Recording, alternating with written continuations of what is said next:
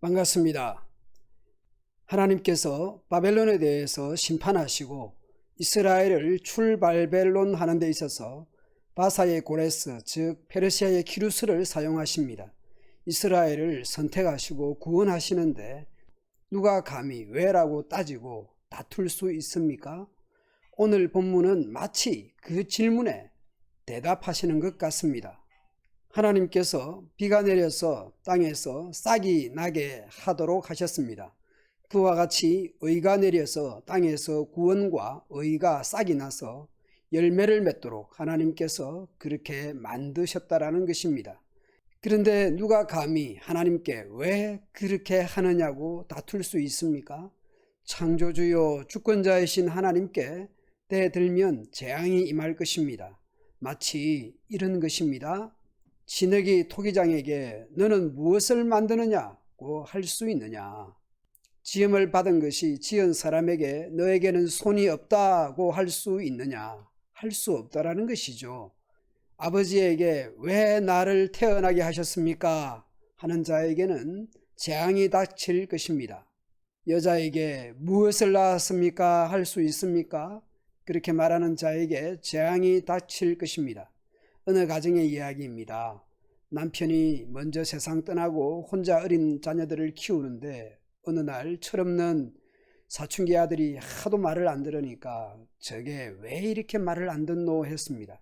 그러자 사춘기 아들이 나 같은 아들을 왜 낳았냐고 대들었습니다. 그날 그 아주머니는 며칠 동안 넋이 나간 것처럼 지내더군요. 부모에게 그렇게 말할 수 없는 것이죠. 하물며 하나님께 왜 그렇게 했냐고 다투고 대들고 할 수 있겠습니까? 너희가 무슨 권리로 너희가 누군데 하나님께서 하시는 일에 대해서 명령하는가? 하나님께 왜 이렇게 했는지 따진다든지 이래라 저래라 명령할 수 있겠습니까?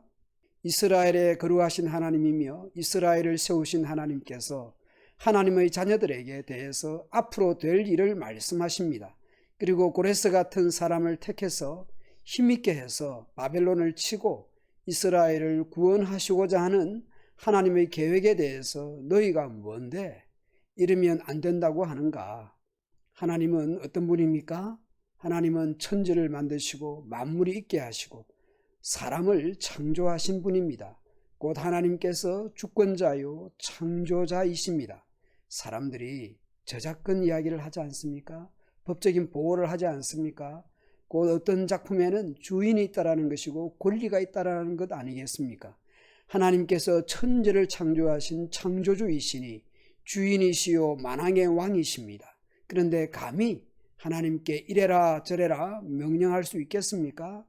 그 하나님의 의로운 목적을 위해서 바사의 고레스를 선택하셨습니다. 그 고레스를 승승장구하게 했습니다. 그 고레스가 바벨론으로부터 이스라엘을 해방시키고 예루살렘으로 돌아가 재건하게 할 것이라고 하십니다. 아무런 대가도 없이 그저 놓아주게 할 것이라고 말씀합니다. 전능한 여호와의 말씀입니다. 곧 하나님의 계획입니다. 내가 그렇게 하실 것이라고 말씀합니다. 그리고 또 하나님께서 말씀하십니다.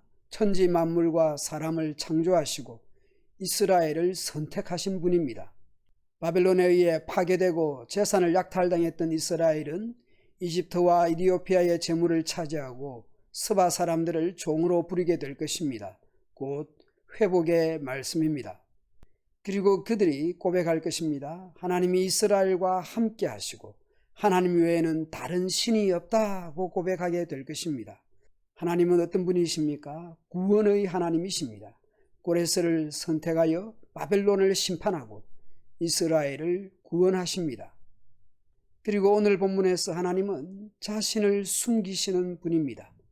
이스라엘이 바벨론에 의해서 징계와 심판을 받게 되어 포로로 끌려갔습니다. 마치 하나님께서 얼굴을 숨기시는 것 같습니다.